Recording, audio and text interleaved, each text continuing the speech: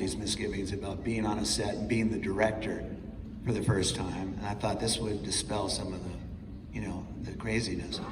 And it was exactly that. You get to know a crew, you get to know the whole gang, you get to be in the background. All the fear that would build up before it. Of course, you're going to have anxiety when I did my first picture as a director, but it did help in that regard. And also, John's very good. So I've learned his demeanor on the set, which I thought was smart, and not just smart, but because he's a nice guy.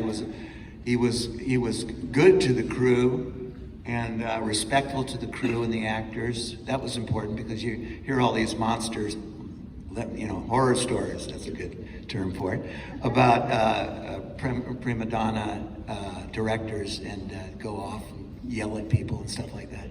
So that was good too, to know that. And then the simplicity and kind of classic nature of the way he would address the scenes in terms of the way where the camera was placed, the movement of the camera, things like that. It was a good school. Even though I went to school with him, we learned these things together.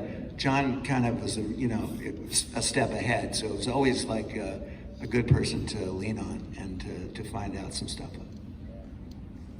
Really great question. Anybody else have anything to play? One thing that I learned has been a big thing in my life is that I learned that you never know where you're going to end up. You never know what's going to lead you here.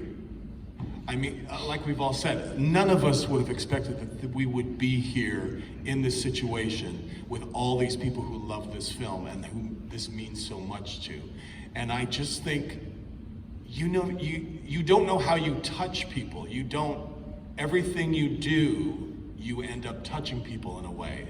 And how we've managed to touch people, all of you, by being in this film where we each had our own little ideas of what we were doing. And we've come together and made this. So I think you just never know in life what's gonna happen, what's gonna take you to where you need to go. And that's changed my life, doing this and seeing how this happens. Just realizing you gotta watch what you're doing, do your best, and this happens.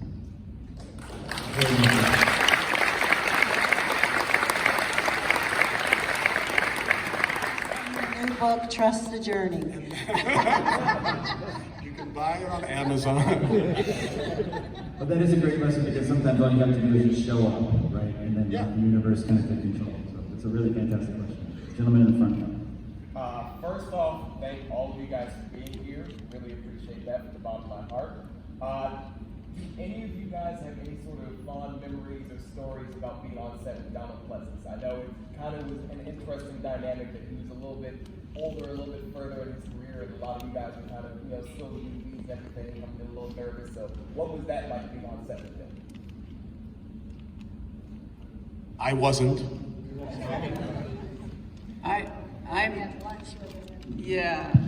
I didn't have that many scenes with him, but I was completely awestruck by Donald Pleasence because he, in my opinion, he was like a major star. I watched his movies since I was a kid, and I thought he had the craziest eyes I'd ever seen.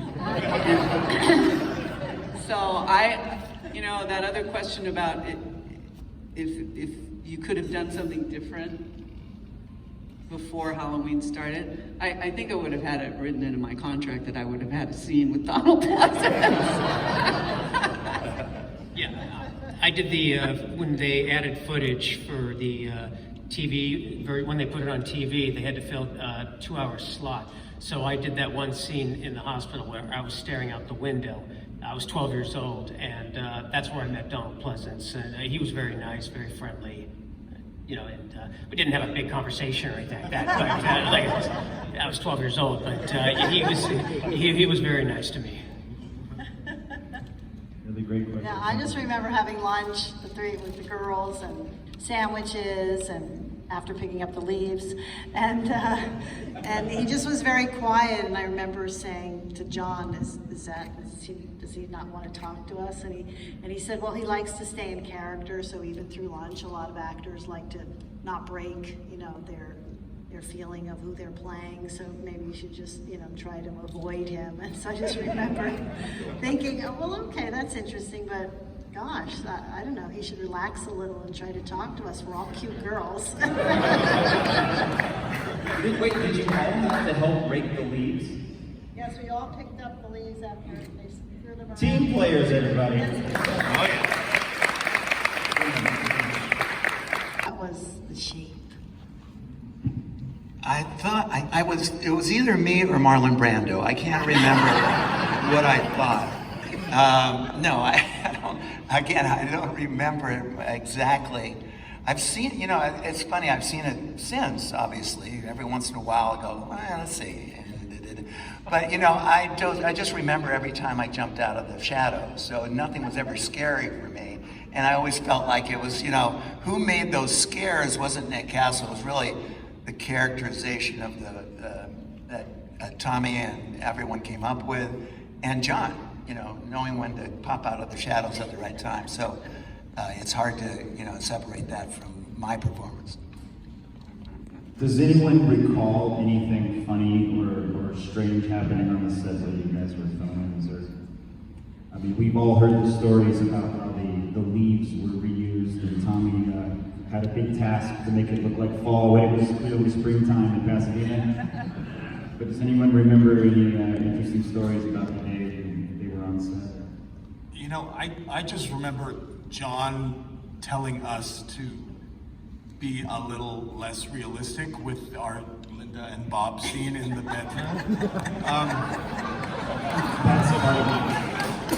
But that's it for a second. But I think the way the camera was angled or something, it just, and I was trying to make it look as real as possible. And I think he was kind of like, you might want to sort of tone some of that down. So That's why I chose John. that was a thing. Will, when did you first realize the impact that this movie had on its audience?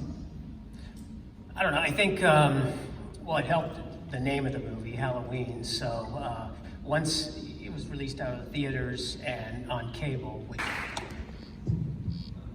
Well, I was in the movie that John made in between Dark Star and Halloween, and that was Assault on Precinct 13.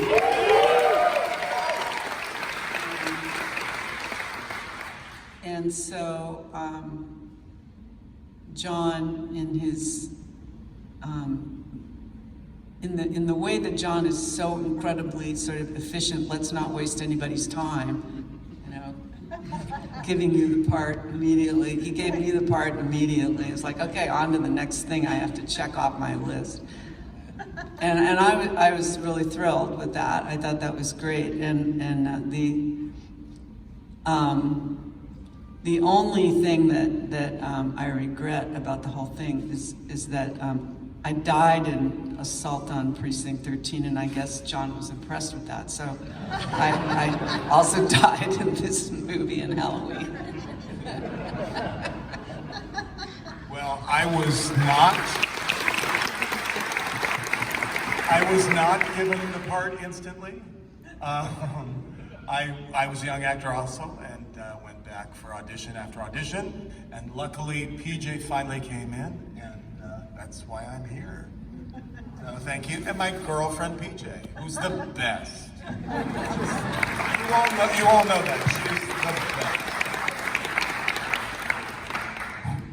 I was 7 years old. I did a couple commercials and some print. And then I auditioned for the role of Tommy Doyle. Got a call back, read one of the lines. Then they asked me to do a scary face. Next day, they said you got the job, and that was pretty much it. Showed up on a Friday, filmed that scene. I was there all day, once it got to nighttime, we shot the scene and took about 5 or 10 takes, and then that was it. 6 months later, saw the movie, and 45 years later.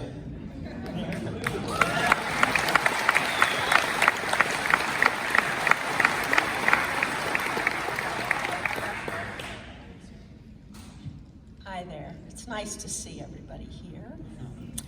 All right, well, I was a model. That's where I started out. And I was a Playboy model. And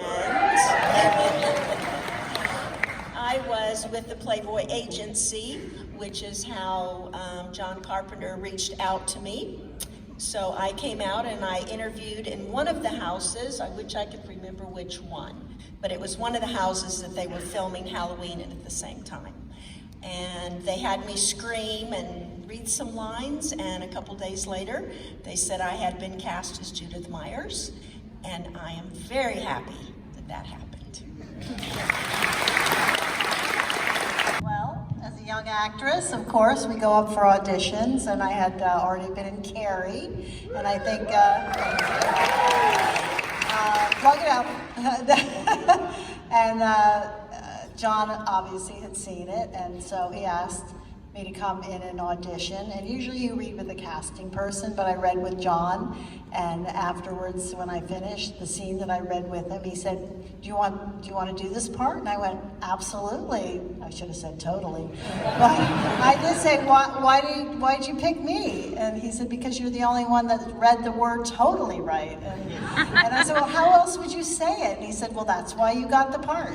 And then he asked me to wait and to help him select of the 3 guys, someone to play my boyfriend. And I fell in love with John Michael Graham, and I said, he's my Bob.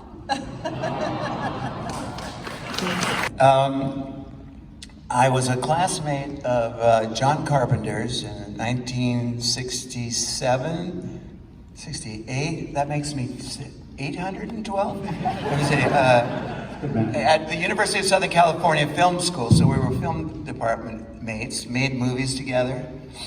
I was the beach ball monster in Dark Star, if anybody ever saw that. You should, by the way, John Carpenter fans should go back and take a look at that if you haven't seen it already. It's pretty hilarious. And then when John was doing this movie, you know, he kind of got off. Oh, everyone wanted to be a writer-director. He managed to figure it out first. And when he was shooting this down in near Laurel Canyon, some of you probably went by those houses yesterday, as a matter of fact. I lived pretty close to there and went down to the set before he started filming and said, I'm gonna hang out. Because, you know, when I become a director, then I'll have this tucked in my experience belt. And he said, well, yeah, okay. Well, why don't you be this guy then? Here's this mask, put it on, and you'll walk around, kill people, and you'll be here the whole time. And I went, sounds good. 45 years later.